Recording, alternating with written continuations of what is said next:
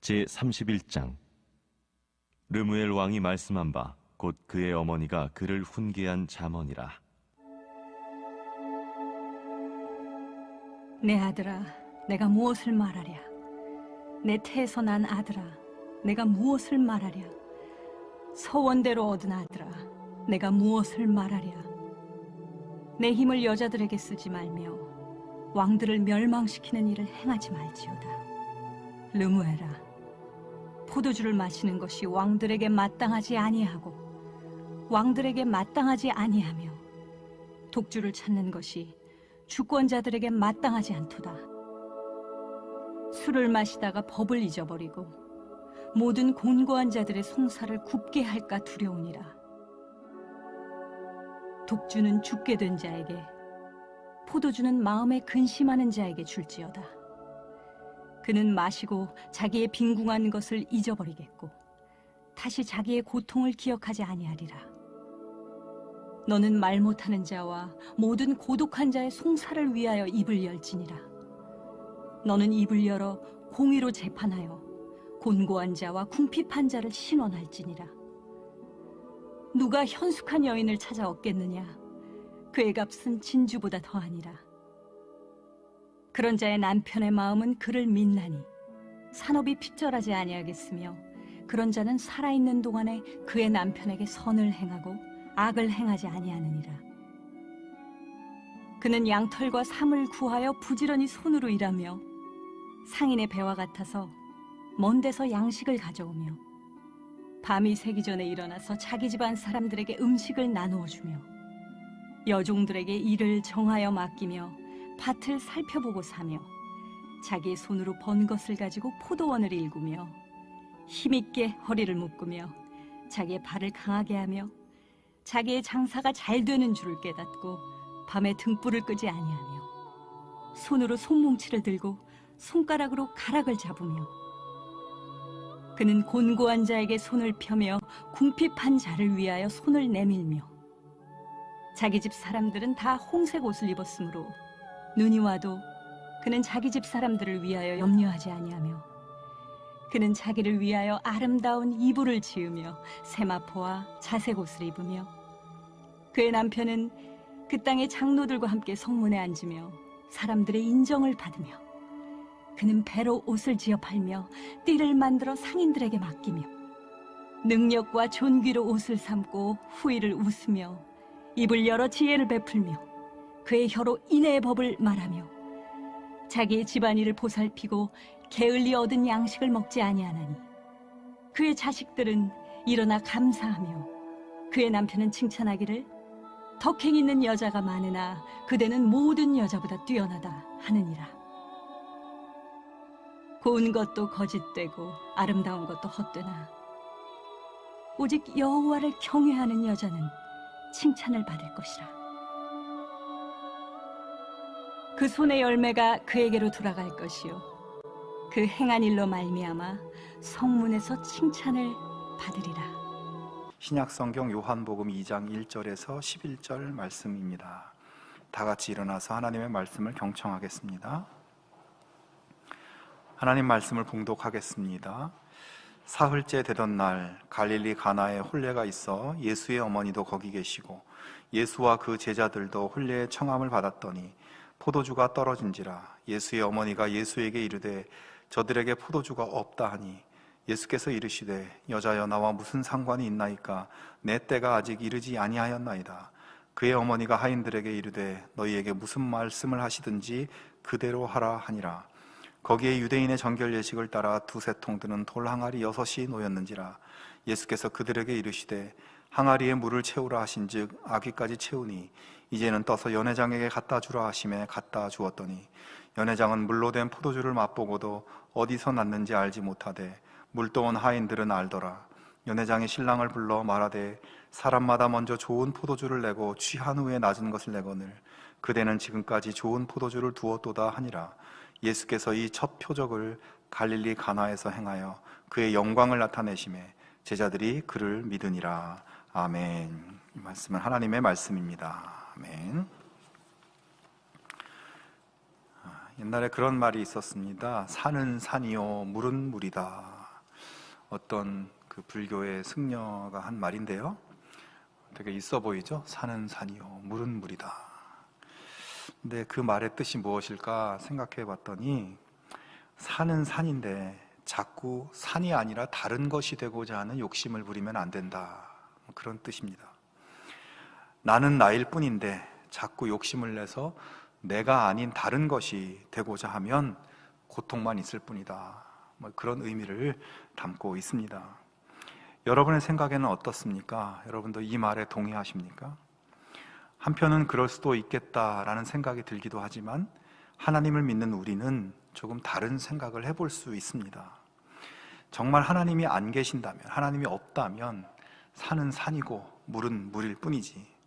그러나 하나님이 계시고 하나님이 뜻하시면 물이 포도주가 되고 사막이 숲이 될 수 있다는 것입니다. 우리 인생도 내가 지금 가지고 있는 한계 속에서 멈춰 있는 것이 아니라 하나님의 뜻 가운데서 우리 인생이 놀랍게 변화될 수 있다는 것이에요. 이것이 우리가 믿는 복음입니다. 그러므로 내 인생이 여기 이 모양으로 끝이 아니라 하나님이 원하시고 바라시는 그 모습으로 하나님께서 나를 얼마든지 만들어 가시고 변화시켜 가실 수 있다. 이것을 믿고 소망과 기대로 하나님 안에 살아가는 우리 모두가 될 수 있기를 바랍니다. 여러분의 기도의 제목들도 하나님 뜻 안에 있으면 불가능한 것이 없다는 것을 우리가 믿음으로 바라볼 수 있기를 바랍니다. 오늘 읽은 본문은 아주 유명한 본문이죠. 예수님께서 물로 포도주를 만드시는 본문이에요. 예수님과 제자들이 가나라는 동네에 한 결혼식 잔치에 초청을 받았습니다. 그런데 1절에 보니까 예수님의 어머니께서 이미 거기에 계셨고 예수님과 그 제자들이 나중에 거기에 오게 되었다, 이렇게 쓰고 있습니다. 예수님과 제자들은 나중에 이 잔치자리에 참여한 것으로 보이죠. 보통 유대 사회에서는 결혼식 잔치가 한 일주일 동안 계속되었기 때문에 아마 잔치 중간에 예수님과 제자들이 거기에 온 것 같습니다. 자, 그런데 이 결혼잔치에 큰 문제가 일어났어요. 결혼잔치에 포도주가 떨어진 것입니다. 우리가 생각할 때 포도주가 떨어졌으면 다른 음료수로 대체하면 되지 그게 그렇게 큰 문제인가, 이렇게 생각할 수 있습니다. 하지만 당시 이스라엘의 상황과 그들의 풍습은 우리와는 많이 달랐어요. 그들은 우선 이 명예를 목숨처럼 중요하게 생각했습니다. 그리고 그 시대의 결혼잔치는 정말 일생일대의 중요한 잔치로 그렇게 그들이 생각하고 지켰습니다. 신랑의 집에서 주관하는 결혼잔치에는 그래서 가능한 많은 사람들을 초대해서 최대로 성대하게 그 잔치를 벌였다고 합니다. 그래서 오늘 본문에 보면 예수님과 그 제자들도 여기에 참석하고 있다고 하지 않습니까? 예수님의 어머니가 거기 계신 것으로 보면 이 집안과 예수님의 집안이 좀 가까운 관계였었던 것 같아요. 근데 사실상 이 제자들은 예수님과 만난 지도 얼마 되지 않은 사람들이고 이 잔치자리에 혼주들과 별로 관계가 없는 사람들이지만 그래도 결혼식은 이 시대에 누구나 올 수 있고 그리고 최대한 많은 사람들이 모여서 성대하게 치르는 것이 자랑이기 때문에 이 제자들까지도 여기에 참여한 것입니다. 또 일주일 동안 잔치를 벌이기 때문에 음식 장만도 먹고 남을 만큼 풍성하게 하고, 특별히 이들이 이제 이 잔치자리에 신경을 썼던 것은 바로 포도주였어요. 왜냐하면 이 지역은 물이 귀한 지역이기 때문에 이 포도주를 잔치자리의 음료수로 사용했고 또 그 자리에 기쁨을 더해주는 음식으로 이 포도주를 생각했기 때문입니다. 여러분, 여기서 이 포도주는요, 우리가 생각하는 그런 술의 개념이 아니라 이 당시에 이 시대의 음료수의 개념이라고 해요. 자료에 의하면 이 당시 사람들이 마시는 포도주는 그 포도주 원액에 물을 3대1 또는 10대1까지 희석해서 그렇게 음료수로서 포도주를 썼다고 합니다. 예수님이 막 술을 만들어 주시고 어떻게 이럴 수 있나 이렇게 생각할 수도 있는데 그 개념이 좀 다른 거예요. 자, 이렇게 이 잔치의 중요한 이 메뉴가 바로 포도주였는데, 자, 우리나라 이 호남 지방이나 영남 지방이나 이런 데 제가 목회를 하면서 장례식이나 여러 행사가 있어서 가보면 꼭 빠지지 않는 음식들이 있죠. 호남 지방에 가면 여러분도 잘 아시겠지만 그 홍어가 꼭 빠지지 않고, 영남 지방에 가면 또 문어가 빠지지 않아요.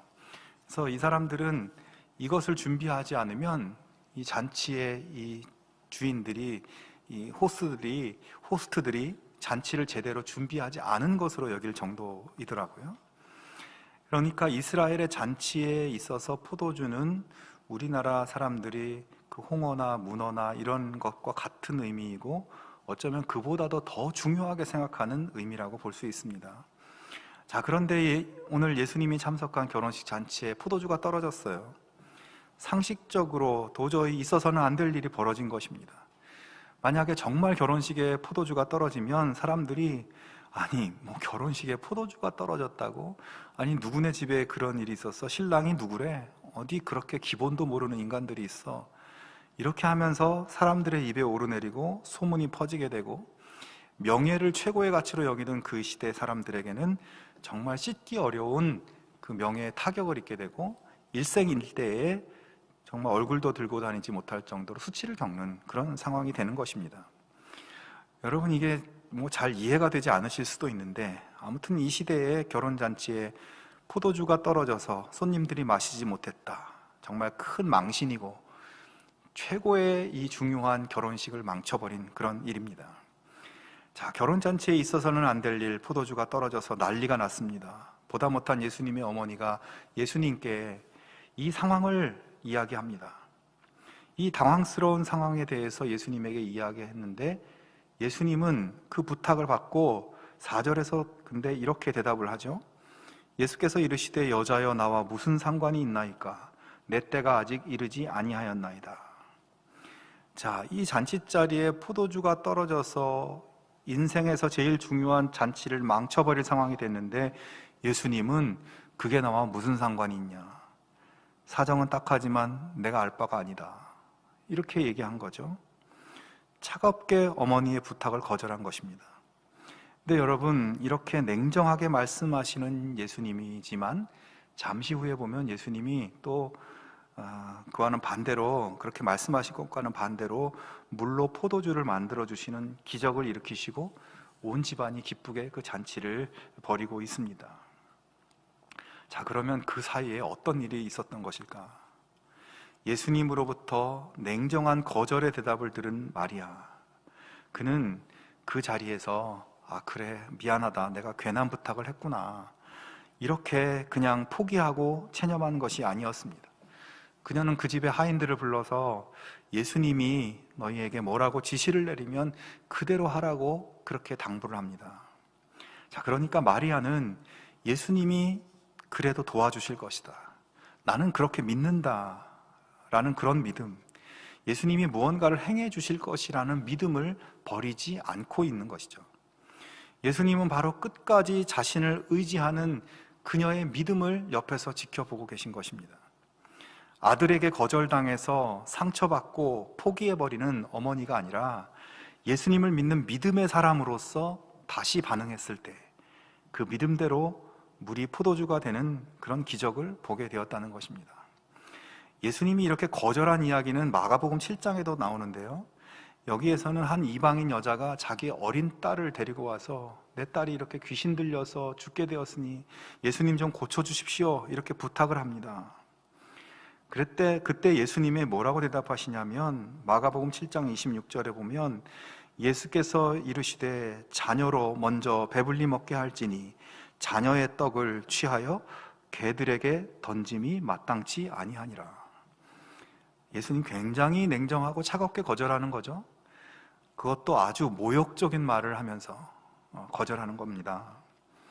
자, 그러나 이 여인은 예수님의 그 말을 듣고 포기하지 않고 예수님께 다시 이야기합니다. 그렇습니다, 맞습니다, 예수님. 자녀의 떡을 개들에게 주는 사람은 없겠죠. 하지만 개들도 주인집 아이들이 먹다 떨어뜨린 그 떡의 부스러기는 주워 먹을 수 있게 하지 않습니까? 저를 불쌍히 여겨주십시오. 저에게 부스러기라도 좋으니 그 은혜를 저에게 좀 베풀어 나누어 주십시오. 그러자 예수님은 그녀의 믿음을 보시고 그 딸을 고쳐주시죠. 물이 포도주가 되는, 절망이 희망으로 바뀌는, 허무의 인생이 기쁨과 축복의 인생으로 바뀌는 원리 중에 하나는 포기하지 않는 믿음의 기도인 것을 성경은 우리에게 가르쳐주고 있습니다. 우리에게 어떤 문제가 있어서 기도할 때 기도하면서 주님이 잘 들어주시지 않는 것 같아서 포기할 때가 있습니다. 그렇게 되면 솔직히 말해서 주님으로부터 우리가 슬슬 멀어지게 됩니다. 우리가 누군가에게 부탁을 했는데 거절을 당하면 그 심정이 어떻습니까? 그 관계가 어떻게 됩니까? 상대가 거절하면 그래요, 괜찮아요 이렇게 말은 해도 조금 관계가 소원해지고 심하면 그 사람과 단절하게 됩니다. 우리가 주님께 기도했는데 내 뜻대로 안 되었다고 거절로 생각하고 그래서 주님으로부터 점점 멀어지고 그래서 기도가 점점 끊어져 버리면 우리는 그 이후에 어떻게 될까요? 하지만 우리가 그런 상황 속에서도 주님을 기대하고 주님을 의지하며 주님께 기도로서 붙어있는 사람을 또 주님은 어떻게 대하실까요? 그렇습니다. 주님은 어떤 기도이든지 간절히 기도하고 낭망하지 않고 기도하면 주님의 때에 합당하신 응답으로 우리에게 역사하신다는 것을 여러분 오늘 본문은 우리에게 보여주고 있습니다. 예수님이 기도에 응답하시는 방법, 오늘 말씀 보면 참 우리의 인간의 생각과 방법을 뛰어넘는 방법으로 그렇게 행하시는 것을 보게 되죠. 우리가 생각하는 방식대로 응답하지 않을 때가 많다는 겁니다. 여러분 오늘 마리아가 포도주에 대해서 구했을 때 그 물로 포도주를 만들 거라고 누가 상상했겠어요? 정말 황당한 방법이죠. 주님께서는 우리가 생각하지 못하는 때에 우리가 생각하지도 못한 그런 방법으로 우리의 간구에 응답하실 수 있는 분이십니다. 천지사방을 둘러보아도 아무런 응답이 올 것 같지 않을 때가 있습니다. 그래서 절망하고 낙심합니다. 하지만 주님께 더욱 기도하고 기도하시기 바랍니다. 낙심하지 말고 기도하면서 기다려볼 수 있기 바랍니다. 그것이 우리 삶의 복음의 능력으로 새로워지고 변화되게 만드는 원리입니다. 아무것도 보이지 않고 아무 소리도 들리지 않고 그래도 주님만을 의지하며 주님께 더 가까이 붙어서 더 자주 주님께 기도할 수 있기를 바랍니다. 기도는 대충 하면서 그냥 불평만 하지 말고 나의 기도를 점검해 볼 수 있기를 바랍니다. 사막에 강을 내시고 사막을 숲으로 바꾸시는 예수님께서 우리가 생각하지 못한 놀라운 응답으로 우리에게 응답해 주실 것입니다. 이 기도 응답의 축복을 누리는 저와 여러분이 될 수 있기를 주님의 이름으로 축원합니다. 자, 그런데 오늘 본문에서 또 한 가지만 짚어봐야 될 내용이 있습니다. 오늘 본문에서 이 마리아의 믿음의 기도를 들으신 예수님이 하인들에게 명령하시는데 그의 명령은 비어있는 돌 항아리에 물을 채우라는 명령이었어요. 자, 그런데 이 돌 항아리라는 것이 어떤 항아리인가 하면 유대인의 정결 예식을 위한 항아리다라고 되어 있습니다. 유대인의 정결 예식을 위해서 거기에 물을 담아 놓고 쓰는 그런 그 항아리죠. 보통 항아리는 흙으로 빚어서 만들지만 이 항아리는, 이 정결 예식을 위한 항아리는 돌 항아리를 썼어요. 왜냐하면 이 사람들이 이 돌로 만든 그릇이 불결해지지 않는다라고 하는 그런 생각을 가지고 있었기 때문입니다. 아무튼 유대인들은 이 돌 항아리에 물을 담아 놓고 음식을 먹을 때나 집에 드나들 때 손을 반드시 이 물로 씻고 또 음식을 담는 그릇도 그런 물로, 그 물로 씻어서 정결하게 했다는 거죠. 이런 유대인의 정결례는 굉장히 엄격하고 중요한 생활 속의 의식이었습니다. 예수님께서도 종교 지도자들에게 제자들이 손을 씻지 않고 음식을 먹는다고 그렇게 비난을 받은 적이 있지 않습니까? 그들은 이렇게 정결례를 철저히 행하면서 자신들은 저 이방인들과는 다른 하나님의 백성이다라고 하는 특권의식을 계속 확인하며 각인하면서 살고 있었던 것이에요. 자, 그런데 여러분 오늘 본문은 뭔가 좀 이상합니다. 그렇게 유대인들이 중요하게 생각하는 정결 예식에 쓰는 돌 항아리 속에 물이 담겨 있지 않다는 것이에요. 식사를 위해서 손도 씻어야 되고 손님 대접하기 위한 그릇도 이 정결 예식의 물로 씻어야 되는데 돌 항아리에 물이 없는 겁니다. 이상한 일이죠. 그들이 그렇게 중요하게 생각하는 생활 속의 예배인 정결 예식을 위한 물이 왜 담겨 있지 않을까? 왜 이 집 주인은 그런 것도 준비하지 않았을까? 여러분, 예수님께서 이 정결 예식에 쓰는 돌 항아리 속에 물을 가지고 포도주로 바꾸시는 이 기적, 이것을 요한복음은 예수님의 첫 번째 표적이라고 설명합니다. 근데 이제 이 요한복음은요, 이 예수님의 기적이나 이적 사건에 대해서 그것을 특별히 표적이라고 하는 단어로 표현했어요. 이 표적이라고 하는 말은 이 사건을 단순한 사건 자체로 볼 것이 아니라 그 사건 속에는 예수님이 보여주고자 하는 굉장히 깊은 영적인 의미가 담겨 있음을 강조하기 위해서 이 단어를 쓰고 있는 것입니다. 즉, 지금 물로 포도주를 만드는 단순한 그런 사건이 아니라 정결례를 위한 돌 항아리 속에 물이 포도주로 바뀌는 이 사건에 굉장히 중요한 의미를 품고 있다는 뜻입니다. 자, 그렇다면 이 정결례의 돌 항아리에 물이 없다, 그것은 무슨 뜻일까? 그것은 유대인들이 그렇게 중요하게 생각하는 거기에 물이 준비되지 않았다는 것은 이 정결 예식이 굉장히 무의미하고 공허하고 껍데기만 남은 폐기되어야 할 쓸모없는 관습이라는 것을 상징하는 것입니다. 율법에서 규정한 대로 여러분, 정결한 돌 항아리에 물로 손을 씻고 그릇을 씻고 그래서 정결해지고 하나님 백성이 되는 것입니까? 사는 것은 엉망이고 그 마음속에 죄가 가득하고 그 마음속에 욕심이 가득하고 그런데 그런 사람이 정결례로 손을 씻고 몸을 씻는다고 그 죄가 없어지고 하나님 백성이 되는 것입니까? 정말 정결해지게 되는 것일까요? 그것은 어쩌면 허울뿐인 관습, 그저 사람을 얼거매게 만드는 껍데기만 남은 율법의 항아리가 거기에 있었던 것입니다. 이제 예수님은 그 비어있는 돌 항아리 속에 물을 담으라고 하십니다. 그리고 이제 그 속박과 율법의 물을 은혜와 기쁨의 천국잔치의 물로, 포도주로 바꾸십니다. 율법의 공허함, 율법의 속박을 은혜의 충만함으로, 천국 복음의 기쁨으로 바꿔놓으시는 것이에요. 오늘 잔치자리에 있는 사람들은 새로운 포도주를 맛보고서 다 놀라면서 이렇게 좋은 포도주를 제공한 신랑을 칭찬하면서 잔치는 더욱 기쁨에 충만해졌습니다. 그 말의 의미가 무엇일까요? 이제 율법의 딱딱한 질서를 복음의 충만한 기쁨으로 바꾸는 예수님의 시대가 되었다는 것을 상징하는 말씀입니다. 이제 예수님이 오셔서 그들을 짓누르고 있는 율법을 폐하시고 모든 사람들에게 천국 잔치의 기쁨을 맛보게 하신다는 영적인 의미가 담겨 있는 말씀이에요. 사랑하는 여러분, 물이 포도주 되는 사건은 이제 예수님으로부터 천국의 기쁨이 시작된다는 것을 보여주는 사건입니다.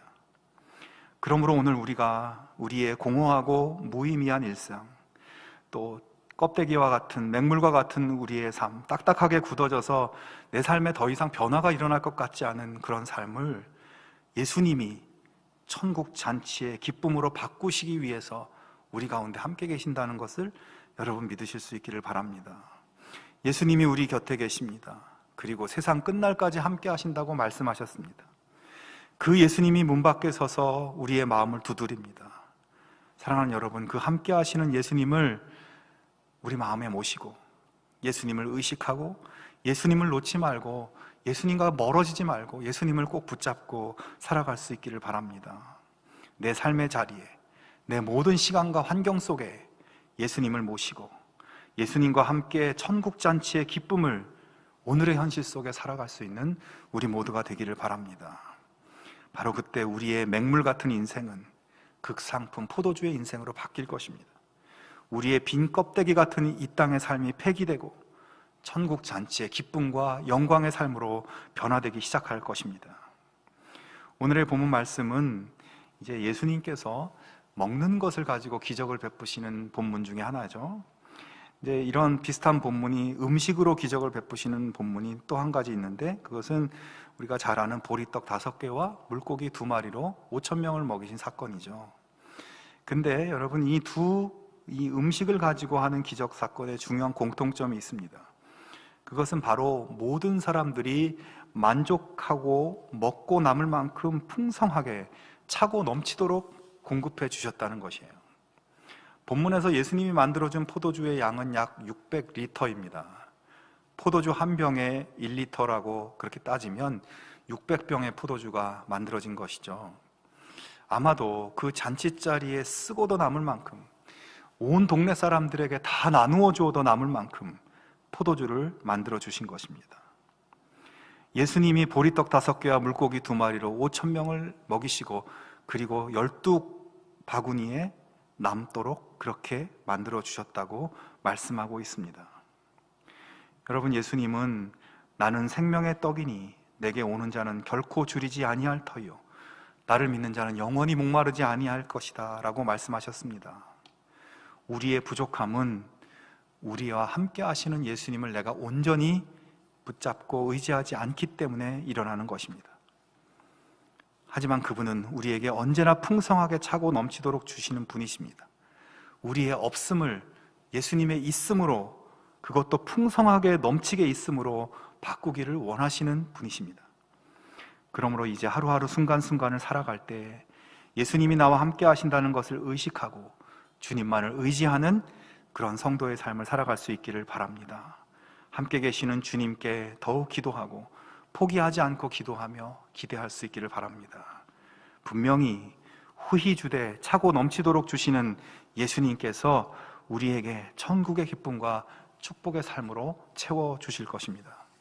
이제 주님과 동행하는 아름답고 복된 신앙의 길을 믿음으로 걸어가는, 그래서 놀라운 기적의 삶을 살아가는 우리 모두가 되기를 주님의 이름으로 축원합니다. 우리 함께 기도하겠습니다. 하나님 아버지, 우리들에게 천국 잔치의 놀라운 기쁨을 누리게 하시기 위해서 우리 가운데 예수님을 보내주심을 감사합니다. 세상에 눌려있고 세상에 그저 끌려다니는 삶이 아니라 물을 포도주로 만드시는 주님의 능력을 힘입어 살아갈 수 있게 하여 주시옵소서. 예수님을 마음에 모시고 항상 기도하며 이미 이루신 천국 백성의 삶을 담대하게 살 수 있게 하여 주시옵소서. 차고 넘치게 베풀어 주시는 풍성하신 주님의 은혜가 우리 삶 가운데 흘러넘칠 수 있도록 도와주시옵소서. 예수님의 이름으로 기도하옵나이다. 아멘.